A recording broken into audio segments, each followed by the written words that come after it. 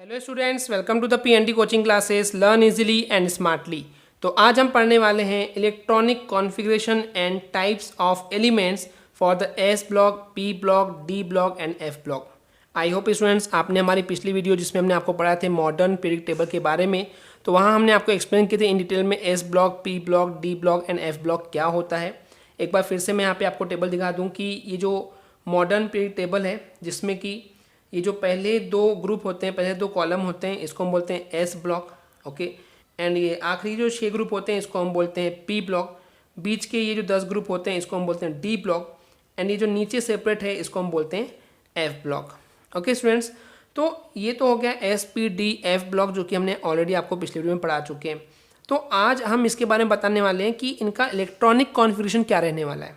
देखिए, सबसे पहली बात कि क्योंकि ये एस ब्लॉक है तो इनका जो आखिरी इलेक्ट्रॉन होगा उन एलिमेंट्स का, या जो वैलेंस शेल में जो इलेक्ट्रॉन होगा उसका जो कॉन्फ़िगरेशन होगा वो NS 1 से 2 ये हो सकता है। 1 से 2 क्यों बात कर रहे हैं? क्योंकि s ऑर्बिटल में जो मैक्सिमम नंबर ऑफ इलेक्ट्रॉन है वो 2 हो सकते हैं और कम से कम 1 हो सकता है।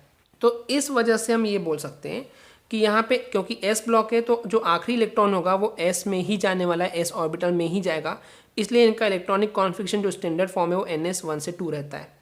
उसके बाद हम बात करते हैं पी ब्लॉक की, एंड क्योंकि ये पी ब्लॉक है तो इसका जो सबसे आखिरी इलेक्ट्रॉन जाना चाहिए, आप बोलेंगे कि पी ऑर्बिटल में जाना चाहिए, सही बात है, बट पी किसके बाद आता है? आप डायरेक्टली पी ऑर्बिटल लिख सकते हैं क्या इलेक्ट्रॉनिक कॉन्फ़िगरेशन में? नहीं, उसके पहले आपको एस ऑर्बिटल लिखना कंपलसरी होता है। तो यहाँ पे जो आपको ध्यान में रखना है कि आप सिर्फ यहाँ पे NP 1 से 6 नहीं लिखेंगे।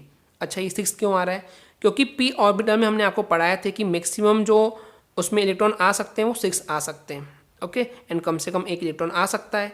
तो देखिए यहाँ पे क्या होगा, NP तो 1 से 6 होगा, NP में 1 से 6 इलेक्ट्रॉन जा सकते हैं, दिस इज राइट, बट उसके पहले NS2 होना चाहिए क्योंकि S कंप्लीटली फिल्ड नहीं होगा तब तक कि P ऑर्बिटल में आप इलेक्ट्रॉन की फिलिंग नहीं कर सकते। एंड इसके ऊपर ऑलरेडी हमने अफबाउ प्रिंसिपल, पॉली प्रिंसिपल, ये सब चीज़ें बहुत सारे एक्सप्लेन कर चुके हैं।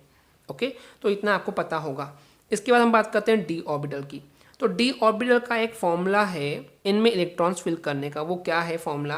कि इसमें जो सबसे आखिरी ऑर्बिट में, आई मीन जो आखिरी शेल में, वैलेंस शेल में जो इलेक्ट्रॉन हो सकता है वो किस तरीके से होगा। देखिए, अब यहाँ पे आपको बताना होगा कि N-1D। ओके, क्या होगा ये N-1D? क्योंकि डी ऑर्बिटल में जब इलेक्ट्रॉन भरा जाता है तो उसके पहले उससे आगे आने वाले एस ऑर्बिटल में आपको इलेक्ट्रॉन भरना पड़ता है। तो एनीवेज मैं आपको सिंपल ये चीज़ रटने बोल दूंगा और इसके ऊपर जब एक्सपेरिमेंट करेंगे और एग्जांपल देखेंगे आगे आने वाले लेक्चर्स में, क्योंकि इसको हम इन डिटेल में जब पढ़ेंगे तो आपको ये समझेगा। वैसे डी ब्लॉक जो है वो आपको इन डिटेल में क्लास 12th में स्टूडेंट्स, क्लास 11th में हमारा मेन फोकस एस ब्लॉक और पी ब्लॉक एलिमेंट्स पे ही ज़्यादा रहने वाला है। ओके, तो इतना फिलहाल याद कर लेंगे कि डी ब्लॉक एलिमेंट्स का जो इलेक्ट्रॉनिक कॉन्फ़िगरेशन का जो स्ट्रक्चर होता है, जो पैटर्न होता है, वो होता है N-1D पर 1 से 10 तक की, क्योंकि डी ऑर्बिटल में जो मैक्सिमम इलेक्ट्रॉन जा सकते हैं वो है 10 इलेक्ट्रॉन्स। तो यहाँ हो जाएगा N-1D 1 to 10 एंड NS। अब यहाँ पे NS क्योंकि उसके बाद आ रहा है तो उसमें ये जरूरी नहीं है कि इसमें 2 इलेक्ट्रॉन हो, 1 भी हो सकता है। सो NS 1 से लेकर के 2 तक के इलेक्ट्रॉन एक्सेप्ट किए जा सकते हैं। एंड वहीं पे स्टूडेंट्स अगर हम F ब्लॉक के एलिमेंट के लिए इलेक्ट्रॉनिक कॉन्फ़िगरेशन की बात करते हैं तो वो होता है N-2 F पर 1 से 14, यानी कि F वाले ऑर्बिटल में 1 से 14 इलेक्ट्रॉन हो सकते हैं क्योंकि F ऑर्बिटल में जो है मैक्सिमम 14 इलेक्ट्रॉन आ सकते हैं। देन N-1D 0 to 1 सिर्फ 0 या 1 इलेक्ट्रॉन ही हो सकते हैं, एंड देन NS2। तो ये था बेसिकली F ऑर्बिटल के इलेक्ट्रॉनिक कॉन्फ़िगरेशन। ओके स्टूडेंट्स, तो इस तरीके से जो है इलेक्ट्रॉन कॉन्फ़िगरेशन होता है इन ब्लॉक्स का। लेकिन व्हाट आई विल सजेस्ट कि मेन फोकस आपका जो है यहाँ पे एस ब्लॉक और पी ब्लॉक पे होना चाहिए क्योंकि यही आपके सिलेबस में इन डिटेल में है। वही चीज़ स्टूडेंट्स यहाँ पे थोड़ा सा थ्योरेटिकल पॉइंट ऑफ व्यू से लिखा है जो मैंने आपको एक्सप्लेन किया। आप चाहें तो वीडियो को सिंपली पॉज करके पढ़ सकते हैं। तो बेसिकली स्टूडेंट्स किसी भी ब्लॉक में एक पर्टिकुलर जब किसी एलिमेंट को इंक्लूड किया जाता है तो वहाँ पे उनके सब शेल में या ऑर्बिटल में इलेक्ट्रॉन कितने हैं, आई मीन उन ऑर्बिटल्स में कितने इलेक्ट्रॉन फिल किए गए हैं, उसके बेस पे उनको उस ब्लॉक में ऐड किया गया था।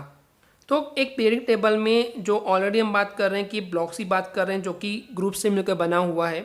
ओके, तो हम ये बोल सकते हैं कि इस पीरियडिक टेबल में जो ऑलरेडी ये ब्लॉक्स बने हुए अलग अलग ब्लॉक है, S block, P block, D block, F block, तो इसमें जो है एलिमेंट्स की ग्रुपिंग की गई है based on their electronic configuration, यानी कि इलेक्ट्रॉनिक कॉन्फ़िगरेशन के बेस पे ही इन एलिमेंट्स को क्लासीफाई किया गया था, जो कि हमने ऑलरेडी आपको पिछले वीडियो में पढ़ा चुके हैं। ओके स्टूडेंट्स, तो आई होप आपको ये क्लियर हो गया होगा कि किस तरीके से इस मॉडर्न पीरियड टेबल में इलेक्ट्रॉनिक कॉन्फ़िगरेशन किस तरीके से डिवाइड किया गया है उनके ब्लॉक्स के अकॉर्डिंग।